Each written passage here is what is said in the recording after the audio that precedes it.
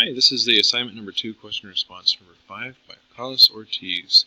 The question prompt is, what issues would you be faced within a highly diverse classroom or a classroom in which you suddenly had refugee immigrants, and how would you deal with those? So to break this up into 4 different parts, the first question is, what issues would you be faced with in a highly diverse classroom? And the first article identifies several issues. As diversity grows in rapidly transitioning school districts, demographic gaps become increasingly apparent. And so systems of privilege and preference often create enclaves of exclusivity in schools in which certain demographic groups are served well while others languish in failure or mediocrity. So it's important for us to face the facts, and that's the first step that they recommend of 5 professional development phases to deal with the issues expected in a highly diverse classroom. First phase is to build trust, not playing a shame game or blame game, but requiring positive, inclusive, and honest communication. Next phase is to engaging personal culture, boosting motivation and performance of the students to improve the students' feelings of belonging, the trust in the people around them, and belief that the teachers value them. The next is to confronting the social dominance and social justice by identifying a vision of justice and equity.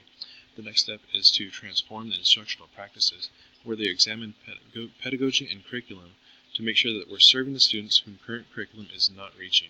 And the final phase is engaging the entire school community, in which all other school personnel in the community forums focus on student achievement and creating conversations across many diverse areas.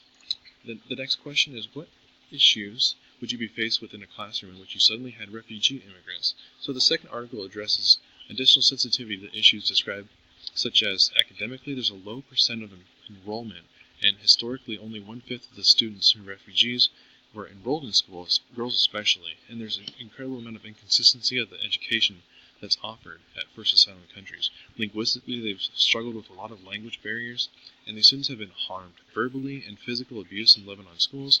Girls have also suffered victims of sexual abuse, and these students are also psychologically traumatized, with 45% of students showing signs of post-traumatic stress disorder after 60% have witnessed violence. But something to remember is that these students are also resilient, and they're very appreciative of their education. The students are engaged, participating, and eager to learn.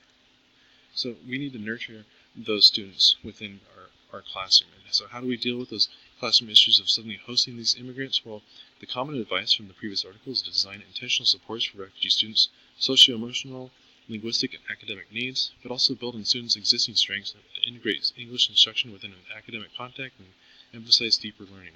The unique advice here is to provide alternative learning, grouping by their EL proficiency, host cultural parties to celebrate cultures, and review the Department of Education's webinar.